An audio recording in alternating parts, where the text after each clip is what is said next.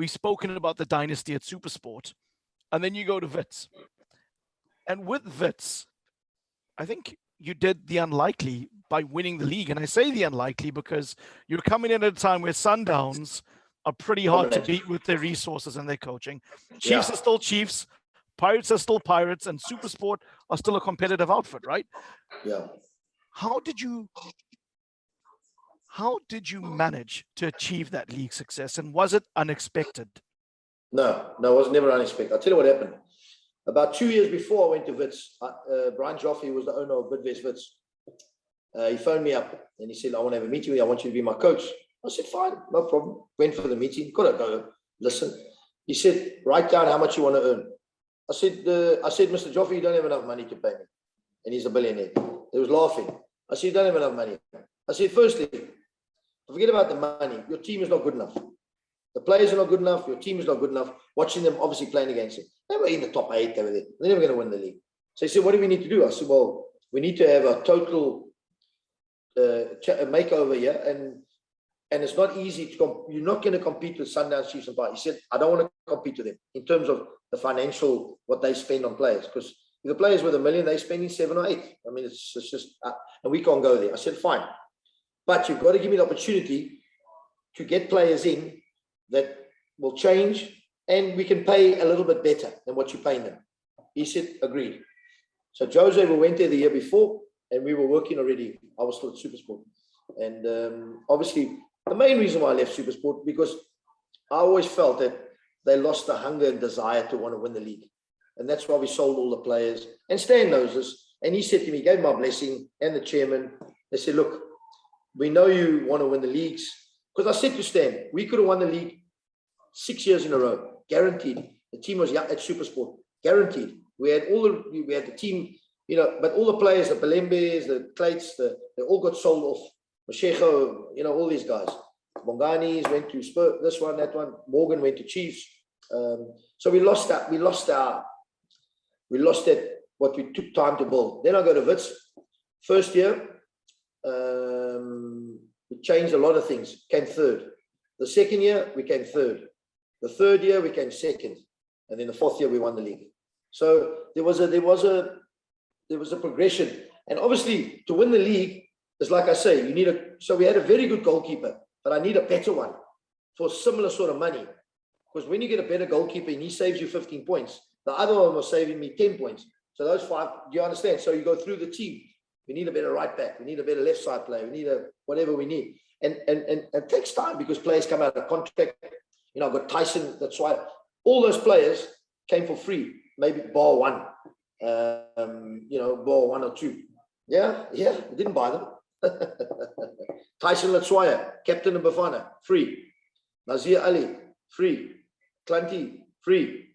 Darren Keat, free. Goalkeeper. Just going to midfield. Tabang Manari, free. You know, we go through the players. Yeah, we bought a few, yeah. And then, was that because you were offering student discounts?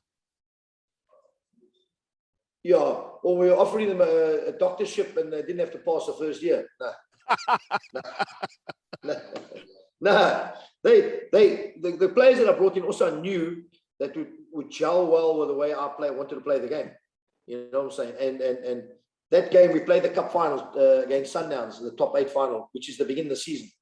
They were in the Champions League final the next week, by the way, which they won. We beat them 3-0. It was an exhibition of football I haven't seen in years from a Wits or a local team. And I said to my CEO that night, this is the 33 games in now. I said, we'll win the league. I said, we'll win the league. I said, look at our bench. We had players on the bench now that are playing for Pirates now. Vincent Pule, Ben Matswaris. They were all on the bench. I said, look at our bench. And you judge your team how strong your bench is. And we had an unbelievable bench and we won the league. It's not easy. I mean, if it was easy, everybody would do it. But it was there. We knew. Gavin, obviously, Wits was a club with such rich history. I mean, when you look back at it now, I just want to get your unfiltered thoughts on it. And I say this, I'm heartbroken. It destroyed me. And then obviously 2 weeks later, I'm going to Kaizer Chiefs. And I'm in this huge mental meltdown, if you want to call it. Not meltdown, no, let's not say meltdown. We were in a bubble for 5 weeks. You get out, and 2 weeks later, I'm going to the biggest club in the country. You know, I'm still, you know, I'm so upset about it because we had such a good team. You know, I felt we would have won the league last year. I really did. I'm saying besides Sundowns, we won our own league. You know what I mean? We could have won the league in terms of being where we wanted to be. We had everything in the making. You know, we had a good team there. Tyson, Butler at the back, Clunty left back. We had, you know, Tabang. The team was there, man. We had Cole Alexander. We had KG now. We had Nange. The team was there, which are all the Chiefs now. So it just needed another year. You know, we came 4th in the bubble, which was great achievement after dismantling the team, and it broke my heart. To lose so many people lose their jobs, and I was one of the fortunate ones. I got another job, but other guys lost their jobs. You know, the guy that I worked with, the team manager for 6 years, the best, lost his job, never had a job for a year. George McCarthy, who'd been there for 36 years. Jonathan Sloster lost their jobs. You know, Jose still hasn't had a job. You know, those people they should be involved in football. They're the best. Well, you know, that I've worked with, they're unbelievable. They should have jobs, you know, but that's what happened. You know, Gavin, I just want to touch on it. Obviously, when Wits imploded and moved, firstly, which was such a shock for us, because my very first 100 years, 100-year institution, 100 years. My very first professional trial was at Wits University under Eddie Lewis. I can still remember him being there. Late Eddie, what a man, what a man. Eddie Lewis, what a gentleman. You know, it must have just been a travesty for that institution to move away from that particular place in Johannesburg. You know, how did you manage this? As you spoke about how difficult it was, but it must have just been a real wrench for people. When we were all, you must remember, we were all in that COVID, like everybody was stuck at home. And you get in the message, sorry, we sell the club, and you got no job in 2 weeks' time. Or, I mean, we still had to go back and play in the bubble. It was just before the bubble. So we went into the bubble, everybody lost their jobs.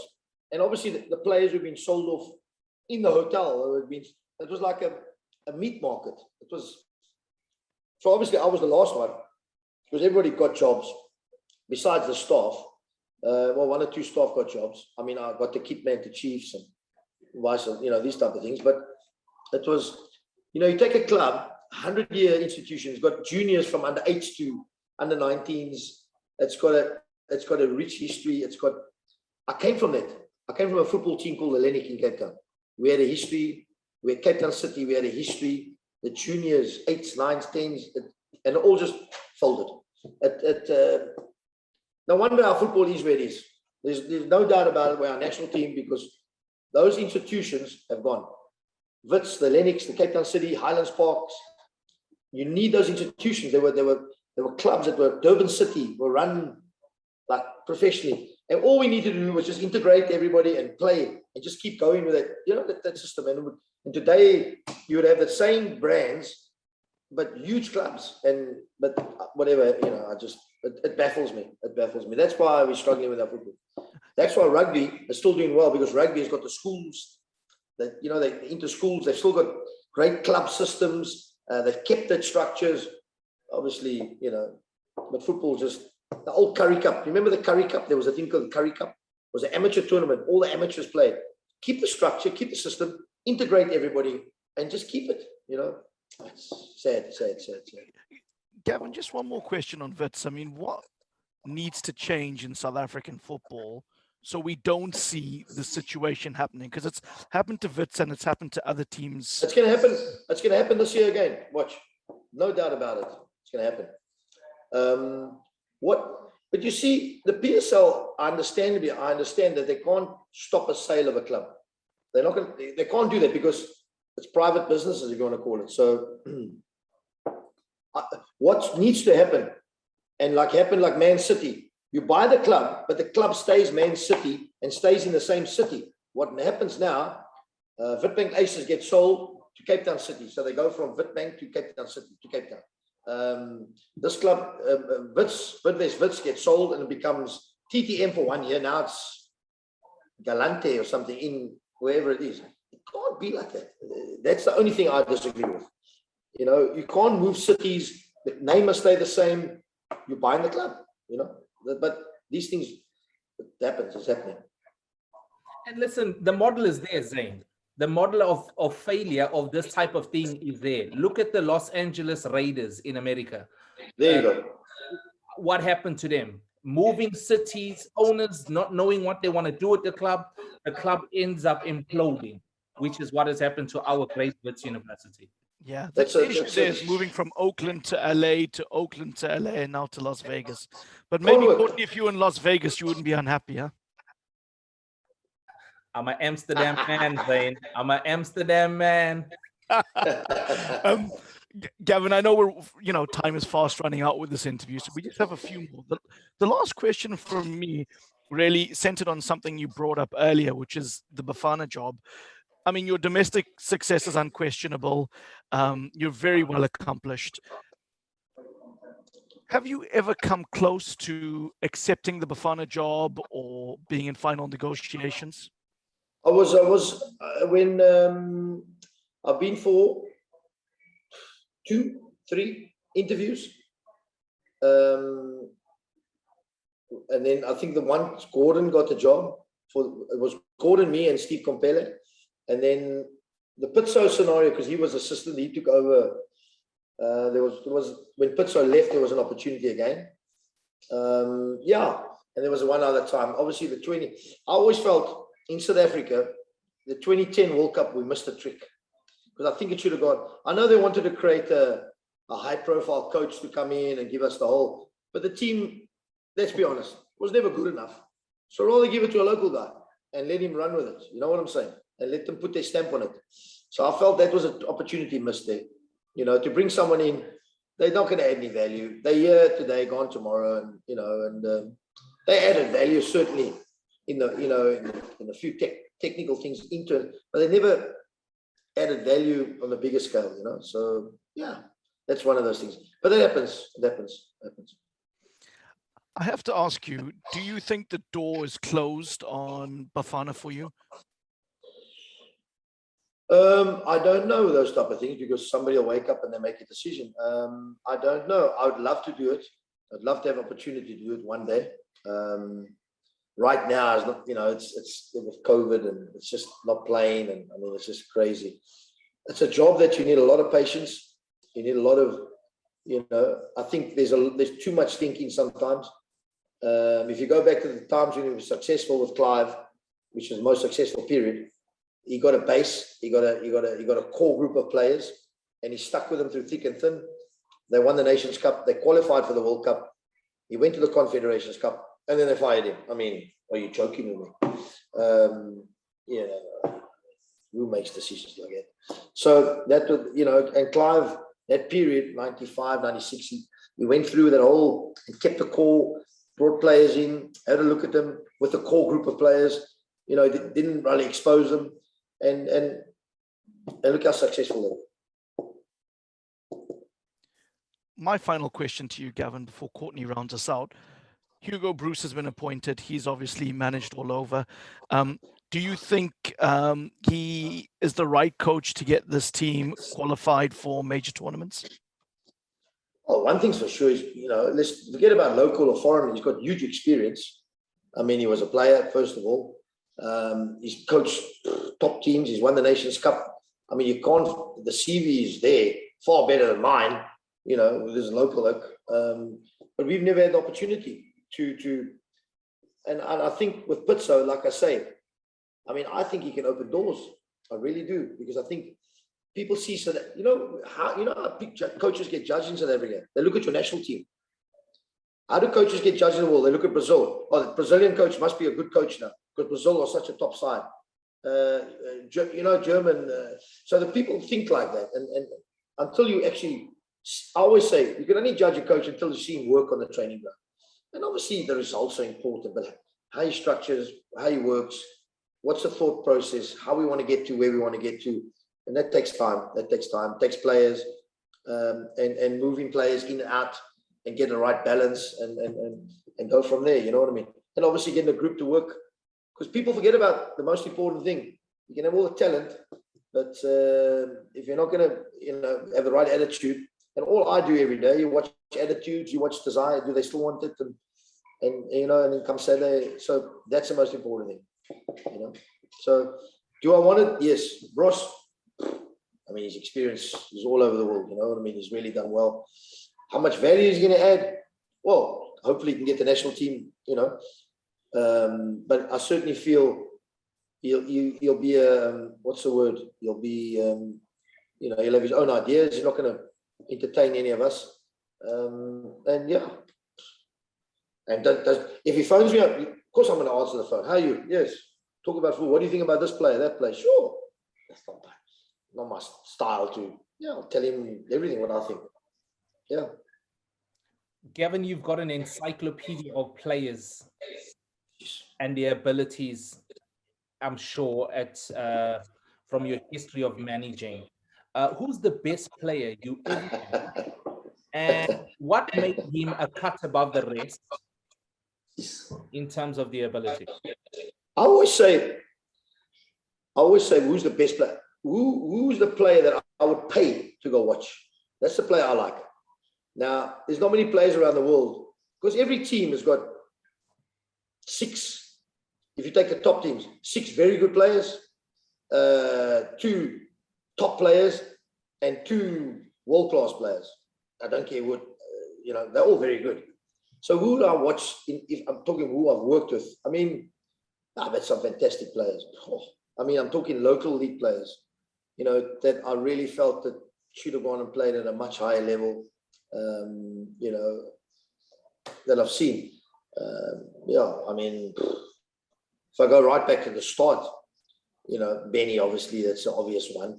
And he proved me right in terms of, it wasn't me, it was him. But I proved me right in what I thought when I saw him the first day, that he should play in Europe because of his hunger to want to score, his hunger to want to win. South African players don't have that. So he was one. Through the years, I've seen, my super sport teams that I had were excellent.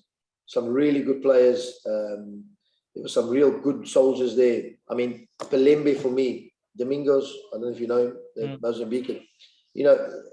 Here's the story. He had a chance to go to Benfica, and he says, no, he's not going on trial. I said, Pelembe, no, he can't understand English. So it was a bit of a difficult one. But I was telling him in one word, with a nice, I can't say it on this sport, but there's a word that's very popular around the football dressing. And I was telling him with my size 8 foot up his, that you just go there on trial and you'll make it. Benfica, one of the biggest clubs, and he's Portuguese and everything, and he didn't want to go. So that upset me. They were, young Dan Clayt possibly could have played higher level. Glenn Salmon I had, fantastic player. Anthony LaFour, these type of, Morgan Gould, what a soldier, strong, winner of the ball. It was, this type of thing. Lebo Kakana, I've had all these boys. I saw had Lance Davids. I never had him, but at 15, and he went to Germany with Lennox. He was unbelievable. So, if you look through the years at Wits, we had a more workmanlike team. We had more good, honest players, players who could win the game. Pelembe again, Dane came there. Mango, they win you a game. And we had good defenders. Tyson Latswaya. For me, Tyson Latswaya, I know he's got a hammering this year at Pirates, but he should have played at a much higher level. After Wits, should have gone, and tried his luck in a European league. I think he could have made it. Now, you spoke about Benni a bit earlier on. Do you think has his transition into coaching surprised you? Because he's been very successful at AmaZulu last season. I don't know. I know the boy well, but I don't know what his daily training in a way. But I know what his mentality is. And if I look at him from a distance, it's very Portuguese, because that's where he had his most success. Portuguese mentality is very much win, heart, desire. And I think he's got that ingrained into his team. I think his coaching is more, as I said, I don't know what he does on a daily basis, how much tactical stuff it is. I mean, I don't know. I can't really, but I know him. He's a big winner. And in football, I think the higher the level you go, is it really about tactics? Let's be honest. Is it really about, yes, you need a little bit of tactical, but you're getting such good quality players. How can we turn these players into making them better? And I think that's what he's done. He's overachieved at AmaZulu. I mean, they're not in a chance, hope in hell can they come second again this year. No chance. And Benny, I've told him that. So I said to him, if he comes second, if he comes first, he's overachieved. But if he comes third next year, he's underachieved, because that's the way they're going to see it. So he's had a good start. I just wish he had stayed over in Scotland and gone that route. You know what I mean? But I think that route's a little bit longer for him, because he's going to have to go a little bit assistant there. You know how it works in Europe. But for me, he's got the mentality, and I think he'll achieve. But I mean, I think he needs to get out of this, And I got dragged into this, and I'm being here, but we all need it, Well, he's called himself, I saw an interview with him in the week where he said he wants to go one better than Kaizer Chiefs in the CAF Champions League. That's like having a go at Kaizer Chiefs, isn't it? I just thought to myself, Benny, please, man, win the league. Please, yeah. Win the league. Listen, I phoned him after the end of the season. I said, unbelievable what you've done, unbelievable achievement. But I told him, but you must remember, your owners and your directors want you to win the league. That's not going to happen. The team is not there. I mean, you can work them and train them, and what they did was unbelievable. I mean, So yeah, I was laughing at me. I said, if you come third next year, for me, it's an unbelievable achievement. But they're going to see it as an underachievement, because then you're going to miss the Champions League spot. I just don't know if their squad can go on two fronts. And if they get a rough draw, because they're going to have to play four games to get into a group, home and away. And like we drew Cameroon and Angolan team. If they draw and then come back on the Wednesday, so play Saturday in Nigeria, arrive here Monday, play Wednesday. With that squad, I don't think they can do it. And not chartered flights, must I say? Well, there's another story. I don't know if they got the finance, because that is unbelievable. What happened, that certainly helped us. If we didn't do that, I'll give you an example. We played, when I was at Wits the year before, we played a Roa in Conakry, okay? 27 hours in transit. So 10 hours to Dubai, and 4 or 5 hours there, and another 10 hours from Dubai all the way across to Conakry. 27 hours. Chiefs, we went in 7 hours, 8 hours. Big difference. One plane. Got out, big difference. So, coming, and it's not about going there. It's about coming back and arriving on a Monday and then having to play Wednesday again. I was at Wits. We played Chipper in East London, and we were playing on Saturday against Al Ahly in Egypt. Okay, so we had to get back from East London to Johannesburg. It's only a 2-hour flight on Thursday. Get on the plane Thursday night. Now we go home, change quickly. Thursday night, arrive there Friday, play Saturday, get back on the plane Sunday, played in Durban on Wednesday against Golden Arrows. My friend, please don't. And then we lose to Al Ahly. People say, oh, they're not trying, and are you joking with me? Please. So people don't. That's going to be the biggest test for AmaZulu this year, Benny. That's going to be the biggest test. Gavin Hunt, thank you for being so unfiltered, so honest, and being yourself, because that's what makes for a good podcast. That's what makes a braai fun, and this is what we are. We're a virtual braai. Even though you're having a curry, Courtney's going out to barbecue, because that's what he does these days. He doesn't braai, and we're just so grateful. Okay. People change, Gavin. They change. There's no barbecues in our house. For those of you who are listening to our show, please don't forget, hit us up on our social media accounts, OTW_podcast. Also, join our Facebook group, which is On the Whistle Podcast. Gavin, thank you again. We wish you all the best, and thank you for joining us again. Cheers, guys. Thanks.